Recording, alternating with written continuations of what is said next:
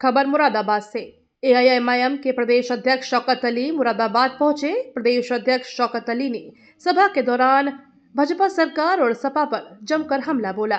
मजलिस के प्रदेश अध्यक्ष ने उत्तर प्रदेश सरकार में महिला आयोग की अध्यक्ष बबीता सिंह चौहान के जिम और बुटीक में हिंदू लड़कियों और महिलाओं को जिम के ट्रेनर लव जिहाद का शिकार बना रहे हैं।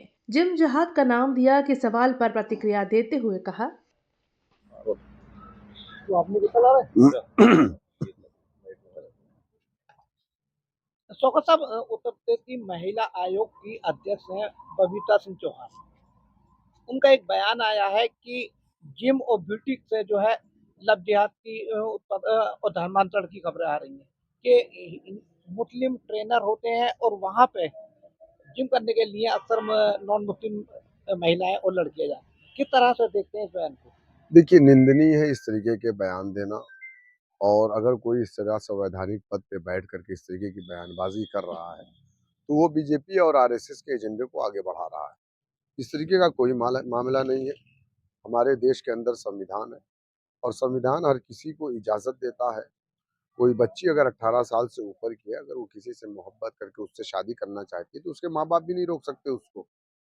ये एक प्रोपेगंडा है। देश के अंदर कानून बना दिए गए लव जिहाद के नाम पर और उस कानून का दुरुपयोग मुसलमानों पे किया जा रहा है। ये मैं इसकी मजम्मत करता हूँ। तो लखनऊ में पोस्टर लगाए गए हैं विश्व हिंदू रक्षा परिषद द्वारा। उस पर मेंशन किया गया है कि मुर्शिदाबाद में जो बाबरी मस्जिद तामीर की गई है, कि हुमायूं को बेटी मुर्शिदाबाद आएंगे और बाबरी मस्जिद को ढाएंगे। आगामी 10 फरवरी के लिए ये उन्होंने तय किया है। देखिए, ये वही लोग हैं जिन्हें देश के संविधान और कानून पर यकीन नहीं है। ये वही लोग हैं जिन लोगों ने सुप्रीम कोर्ट को धोखा दिया। सुप्रीम कोर्ट में हलफनामा दिया था कि हम बाबरी मस्जिद को नहीं तोड़ेंगे। हलफनामा देने के बाद भी इन्होंने सुप्रीम कोर्ट की धज्जियां उड़ाई, देश के कानून की धज्जियां उड़ाई और पूरे देश को पूरी दुनिया में बदनाम किया। ये वही लोग हैं। खैर, सत्ता में है, पावर में है, ताकत में है। आज पुलिस भी और कहीं ना कहीं मैं देख रहा हूँ कि अदालतें भी इनके दबाव में आकर के काम कर रही हैं। मुझे अफसोस है इस बात का। इस तरीके के बयानात अगर कोई मुसलमान दे देता, इस तरीके की बात कोई मुसलमान कर देता तो उसके ऊपर अब तक पता नहीं कितनी धाराएं और उसके घर पर बुलडोजर पहुंच जाते। लेकिन इन लोगों को जो है सरकारी छूट मिली हुई है। ये सरकार के लोग हैं। ये लोग देश में हिंदू मुसलमान गिरी युद्ध करवाना चाह रहे हैं देश के अंदर। अच्छा, एक सवाल ये है कि मुंबई के अंदर आरएसएस का शताब्दी वर्ष समारोह मनाया, उसमें बॉलीवुड एक्टर सलमान खान ने शिरकत की है और आरएसएस प्रमुख के जो बयानबाजी की है उन्हें बड़े गंभीरता से उसे सुना है। क्या कहेंगे इसको?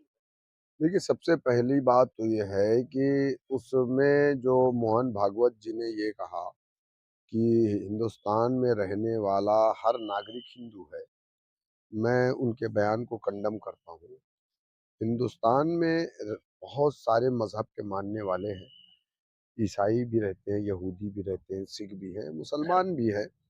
इस देश का कोई मजहब नहीं है, बल्कि ये देश सभी मजहब के मानने वालों का धर्मनिरपेक्ष देश है। तो इस तरीके की बयानबाजी जो मोहन भागवत जी कर रहे हैं, ये मोहन भागवत जी भी वही हैं जो इस देश में जो है मनुस्मृति को लागू करना चाहते हैं, संविधान को हटा करके। ये वही लोग हैं जिन लोगों ने 50 साल तक हमारे तिरंगे को अपने हेडक्वार्टर पर नहीं लगाया। मुझे अफसोस है कि ऐसे लोग आज इस तरीके की बात कर रहे हैं और यही सबसे बड़े राष्ट्रवादी बने हुए हैं। अच्छा, आखिरी सवाल ये है, 2027 का चुनाव अंतर है, मजलिस को कहाँ देखते हैं? 2027 में बहुत मजबूती से हम चुनाव लड़ेंगे। 2022 में हमसे जो गलतियां हुई है, 5 साल में हमने उस गलतियों को से बहुत सीखा है, हमने काम किया है, लगातार 4 साल से हम कर रहे हैं। और इस बार हम 200 सीटों पर तैयारी कर रहे हैं। 403 सीट है उत्तर प्रदेश में, 203 सीट हम समाजवादी पार्टी के लिए छोड़ रहे हैं। और मुझे उम्मीद है इंशाल्लाह कि 203 सीट समाजवादी पार्टी बीजेपी को हरा करके सत्ता में आएगी और अखिलेश यादव उत्तर प्रदेश के मुख्यमंत्री बनेंगे, उसी तरह जैसा 2022 में बने थे। तो हम तो 200 सीटों पे तैयारी कर रहे हैं। अंतिम फैसला हमारे राष्ट्रीय अध्यक्ष जी लेंगे। फिल्म जो है कल की है संबल प्रकरण को लेकर, 1978 से लेकर 2024 तक के तमाम घटनाओं को किस नजरिए से देखते हैं? देखिए वो जो लड़का है ना अमित जानी, वो निहायत बदतमीज लड़का है, मेरठ का रहने वाला है और वो चित्तड़ है और वो शिवपाल यादव का चेला है। आप पूर्व में देखेंगे तो शिवपाल यादव जब भी मेरठ आए तो अमित जानी के ही बुलाने पर आए और अमित जानी के ही मेहमान बने। तो वो भी कहीं न कहीं समाजवादी पार्टी के ही लोग हैं और इस पे तो शिवपाल जी को खुद उससे फ़ोन करके बात करना चाहिए। वो चित्तड़ है, उसके पास कुछ भी नहीं है, लाइमलाइट में आने के लिए इस तरीके की हरकत करता है। अगर कहीं हमारी तरफ से कहानियाँ बननी शुरू हो जाएगी, फ़िल्में बननी शुरू हो जाएगी तो इनका क्या होगा? लेकिन हम ऐसा नहीं करते, ना हम ऐसा कहते हैं। ये लोग उत्तर प्रदेश का और ख़ास करके संभल को ये दूसरा अयोध्या बनाना चाहते हैं और इंशाअल्लाह अवाम नहीं बनने देगी।